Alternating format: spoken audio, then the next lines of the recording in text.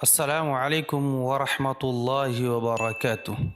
آج جو میں واقعہ آپ حضرات کے گوشے گزار کرنے جا رہا ہوں وہ حضرت رابعہ بصریہ رحمہ اللہ کا بچپن اور ان کا زہد و تقوی ہے۔ حضرت رابعہ بصریہ رحمہ اللہ جو اولیاء کاملین میں سے تھی، کسی شخص نے پوچھا کہ اللہ تعالیٰ کی طلب کا راستہ آپ کے ہاتھ کیسے لگا، یعنی خدا کی طلب کی ابتدا آپ کو کیوں کر ہوئی؟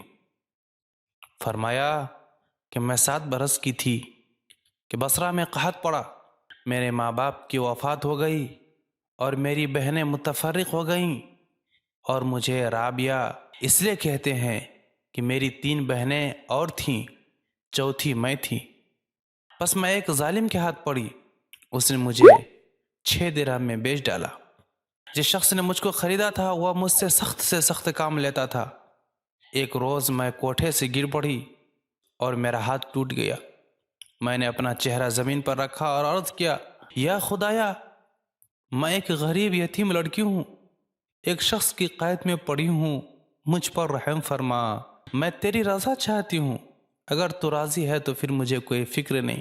اس کے جواب میں نے ایک آواز سنی کہ اے ضعیفہ، غم مت کھا کہ کل کو تجھے ایک ایسا مرتبہ حاصل ہوگا کہ مقربان آسمان تجھ کو اچھا جاننے لگیں گے۔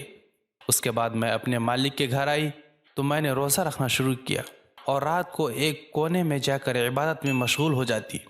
ایک مرتبہ آدھی رات کو حق تعالیٰ سے مناجات کر رہی تھی اور یہ کہہ رہی تھی کہ یا الہی، تو جانتا ہے کہ میرے دل کی خواہش تیرے فرمان کی موافقت میں ہے اور میری آنکھ کی روشنی تیری خدمت کرنے میں ہے، اور تو میری نیت کو اچھی طرح سے جانتا ہے کہ اگر میرے ذمے مخلوق کی خدمت نہ ہوتی تو گھڑی بھر کے لیے بھی تیری عبادت سے آسودہ نہ ہوتی، لیکن تو نے مجھ کو ایک مخلوق کے ہاتھ قید کر دیا ہے۔ میں یہ دعا کر ہی رہی تھی کہ میرے مالک نے میرے سر پر ایک قندیل نور کی بغیر زنجیر کے لٹکی ہوئی دیکھی، جس کے سبب سارا گھر روشن ہو گیا تھا۔ دوسرے دن مالک نے مجھے بلایا اور بہت خاطر کی اور آزاد کر دیا۔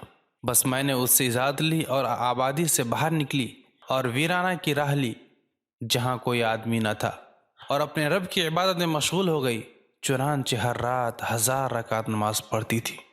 اللہ ہم سب کو اپنی رضا نصیب فرما۔